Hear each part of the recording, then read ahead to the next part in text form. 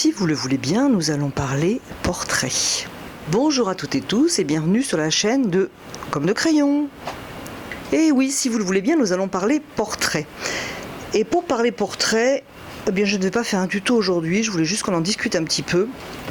Et je vous propose de regarder ce que l'on a souvent dans les livres de dessin, le canon de la tête humaine. Voilà, donc c'est le canon de la tête humaine, c'est courant, hein, là je l'ai trouvé ici dans Comment dessiner une tête et faire un portrait de José Maria Paramón, auteur que j'aime beaucoup, vous le savez. Mais je voulais parler de ces canons parce que si l'on tente, et qu'on arrive d'ailleurs, à dessiner parfaitement le canon de la tête humaine en plaçant les lignes, alors par exemple ici vous avez une ligne au milieu qui est la place des yeux, et après vous avez donc le visage découpé en segments bien précis, qui représente une tête humaine. Donc ok, c'est certain.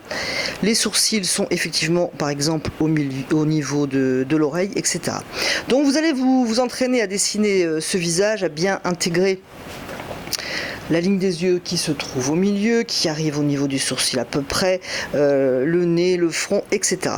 Et puis après, vous allez avoir un problème parce que lorsque vous allez vouloir dessiner un portrait de quelqu'un de très atypique, genre... Non, là peut-être quand même que j'exagère. J'exagère pour donner du poids à mon propos, donc revenons à quelque chose de plus sérieux. Lorsque vous allez vouloir dessiner des portraits qui ne sont pas en position exactement de face, eh bien vous allez être bien embêté avec vos segments. Et à mon avis, c'est une perte de temps donc d'apprendre ces canons. C'est bien de le savoir pour peut-être vérifier un dessin ou pour le savoir tout simplement. Alors ici c'est un portrait que j'ai fait à l'acrylique, pour donner un petit peu quand même un fond de couleur à ce que je suis en train d'aborder, parce que sinon une page blanche ça aurait été un petit peu triste. Donc si vous le voulez bien, on va continuer avec quelques images pour expliciter un petit peu donc cette difficulté de reporter le canon de la tête humaine soit sur une photo, soit de visu réellement.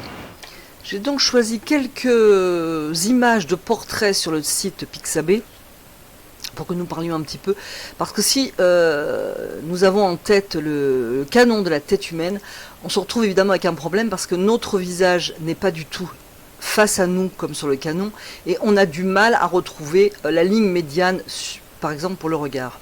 Le visage est totalement incliné vers l'arrière, donc il y a automatiquement un effet de perspective qui, je dirais, diminue un petit peu plus les parties qui sont le plus fuyantes, le plus vers le point de fuite. Donc dans notre image, c'est plutôt cette partie ici. Donc si on veut mettre la ligne des yeux pile au milieu, on va avoir un problème de perspective, même s'il s'agit d'un portrait. Alors petite aparté, je n'aurais pas choisi cette image. Voilà, je trouve que je l'aime pas trop. Même si j'avais pris que le visage, après je me retrouve avec la main devant, voilà, voilà. Aucun intérêt à mon avis pour cette photo. Et en plus, vu que le spectateur ou le photographe est quand même en dessous, si vous voulez, on a une vue un peu trop importante pour moi au niveau des narines. Même si on ne le fait pas aussi foncé que l'image, je pense que ça peut poser problème. On va passer à la suivante, si vous le voulez bien. Alors ici, c'est peut-être un petit peu plus simple, si on veut se référer toujours à ce canon, si jamais on l'a pris, etc. Mais ce qui serait plutôt intéressant ici, c'est de bien retrouver la ligne des yeux, et d'ailleurs c'est pareil pour l'image précédente, bien avoir en mémoire que le visage a une forme quand même sphérique, et plutôt donc rechercher ici la ligne des yeux, qui on voit bien l'arrondi ici. Et second point, pour mettre en valeur cette forme tout de même un peu sphérique qu'est la tête, chercher les ombres et lumières. Et c'est ce qui va donner du volume à notre visage. Et là, on se heurte à un problème, c'est que la photographie, ou le photographe si on préfère, a écrasé la photo. On a vraiment quelque chose de très très clair au niveau du visage, avec très peu d'ombres marquées. Donc là, on va un petit peu se casser le nez pour chercher les ombres et lumières. Donc encore une fois, il vaut mieux passer à une autre image. Ceci, bien entendu, n'a aucun rapport avec notre question du canon. Alors le bébé, on le sait, n'a pas les mêmes proportions de visage que l'adulte. Il a déjà d'emblée un visage beaucoup plus... enfin une tête beaucoup plus importante, en comparaison de son corps par exemple. Mais on remarque que les yeux sont plus grands dans le visage, et peut-être que c'est là-dessus qu'il faudrait commencer. Il me semble que je commencerai par les yeux. Encore une fois, en cherchant la ligne du regard, qui est, ne l'oublions pas, donc sur une forme sphérique. Et les yeux, le nez et la bouche sont tout de même resserrés dans cette zone alors que la tête est beaucoup plus grande. Donc il faudrait aussi apprendre le canon du visage des enfants. Une vieille dame. Alors là c'est pareil, est-ce qu'on retrouverait facilement le canon? Il faudrait le mettre en perspective, et je pense que c'est quand même beaucoup plus simple de mettre le visage que l'on dessine en perspective plutôt que de chercher à mettre le canon que l'on a appris en perspective. Donc là c'est un visage qui est incliné comme ça, et on a bien la forme sphérique de marquer, avec des lignes, par exemple la ligne de la bouche qui part comme ça, le nez, et les yeux qui sont plus au niveau du spectateur, donc qui sont un petit peu plus, je dirais, un petit peu moins arrondis. On doit être plus en face, le photographe est plus situé au niveau des yeux. Donc à nouveau un visage, et là s'il fallait encore une fois chercher le canon, ça serait vraiment très compliqué. Donc je voulais vous montrer, voilà, le canon serait totalement déformé vu cette perspective de cet homme donc, qui regarde vers le haut, et le photographe qui est lui placé au-dessous du visage. Qu'est-ce que j'ai d'autre? J'ai cette jeune fille aussi, et là alors elle est inclinée, elle regarde. Le visage est légèrement baissé à l'arrière, et encore une fois, le photographe est en bas, donc automatiquement le canon du visage est mis en perspective. Bon, là c'est moins évident, je pense qu'on pourrait un petit peu s'inspirer du canon, mais on remarquera que c'est peut-être plus utile de bien rechercher la forme que prennent la ligne des yeux, la ligne du nez, la ligne de la bouche sur l'arrondi de la tête. Et là, pareil, encore une fois. Bon, je n'ai pas cherché énormément de photos, j'ai pris un peu les premières qui venaient, pour pouvoir expliquer quelles difficultés on aurait, notamment pour ce visage, à retrouver le canon du visage de la femme. Ici c'est pareil, je pense qu'on se rend bien compte que c'est très difficile de retrouver le canon humain. Et nous revenons sur la première. Alors voilà ce que je pense avec ces photos pour illustrer. Et je vais vous montrer avec un dessin vite ébauché la manière dont je cherche les lignes du visage. Alors déjà, c'est bien lorsque l'on dessine d'après une photo, c'est d'avoir une photo qui n'est pas en trop grand format. Par exemple, moi, pour vous expliquer un petit peu mon propos, je vais me baser sur ce tableau, comme ça je le mets devant les yeux, c'est pratique. Mais ce qui n'est pas pratique, c'est que je vais dessiner beaucoup plus petit. Donc c'est bien de poser à la limite son bloc ici, la photo que l'on veut copier à sa gauche par exemple, ou devant. Incliner son support, c'est aussi très très bien. Alors je vais tenter de vous montrer comment je dessine les visages, enfin comment je les commence, parce que pour info il fait aujourd'hui très très chaud, on dépasse allègrement les 30 degrés, et je peux vous dire que à l'endroit où je suis, c'est un petit peu intenable. Donc je voulais quand même faire une vidéo, je vais donc vous montrer un petit peu comment je commence un portrait. Si les portraits vous intéressent, je vous mettrai un lien par ici pour une vidéo portrait. Alors on peut commencer par les yeux pour chercher son portrait, comme on peut commencer par exemple ici j'ai une forme un petit peu appuyée au niveau de la tempe, je pourrais très bien commencer par ici. On peut commencer par poser la ligne éventuellement si on la repère bien pour commencer son portrait. On peut commencer par dessiner l'œil. On commence à un endroit où on a, je dirais entre guillemets, on a envie de s'appuyer. Voilà, on se sent bien dans cet endroit-là, on va commencer là.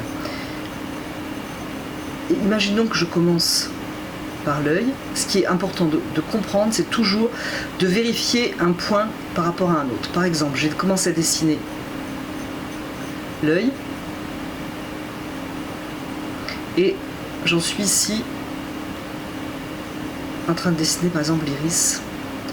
J'ai un croisement de lignes, j'ai donc un point par exemple. Je vais donc aller avec mon crayon chercher l'autre œil, et donc la ligne supérieure ici. Je vais la chercher de l'autre côté. C'est-à-dire que je ne vais pas dessiner mon œil ici, bien joliment comme il faut, etc. etc. et après faire l'autre, comme ça je passe bille en tête de l'autre côté. Non, j'ai une ligne ici ou un point, par exemple comme ça. Je vais chercher de l'autre côté. Où est l'autre point? Donc ici j'ai un point, ça peut être une ligne, hein. J'ai un point ici, pareil, croisement iris dessus de paupière, et je vais donc chercher mon œil comme ça. Alors je dis chercher parce que je ne suis pas appliquée en train de dessiner bien près comme ça, non, je cherche mes lignes.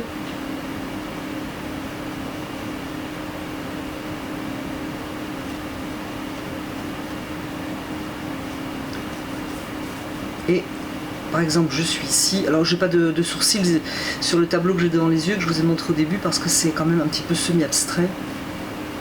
Donc, j'ai pas dessiné les sourcils. Mais sinon, imaginons qu'on ait les sourcils ici. Eh bien, je vais partir de l'autre côté chercher l'autre sourcil. Quand je suis, par exemple, ici, je profite pour vérifier si je suis bien positionné par rapport à mon œil, etc. Je suis ici, je vais regarder si la fin de mon œil ici est aussi bien positionnée. Je vais chercher par exemple de là l'oreille, qui, je vous le rappelle, sur mon modèle de référence n'est pas dessinée. Je vérifie, etc. comme ça.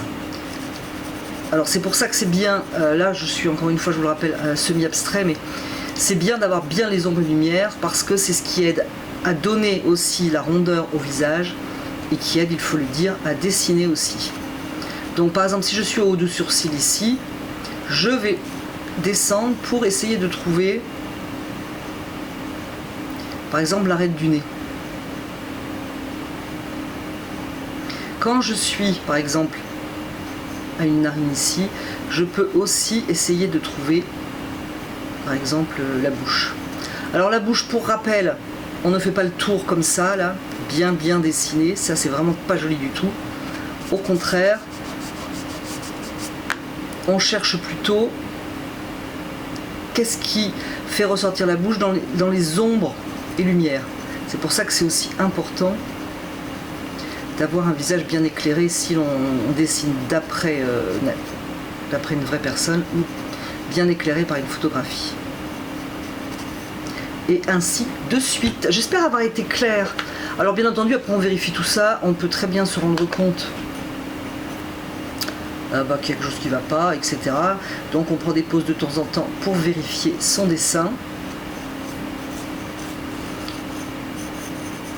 Pareil, on peut se servir de le haut du sourcil pour chercher le haut du visage, etc.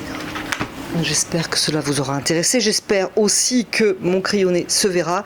Alors je n'ai pas fait un chef-d'œuvre au niveau du dessin. Je voulais vraiment vous montrer avec quelle technique je dessine les portraits, que ce soit d'après photo ou que ce soit d'après une personne en chair et en os devant moi. Je vous remercie d'avoir regardé, écouté cette vidéo et je vous dis à bientôt sur la chaîne de Comme de Crayon.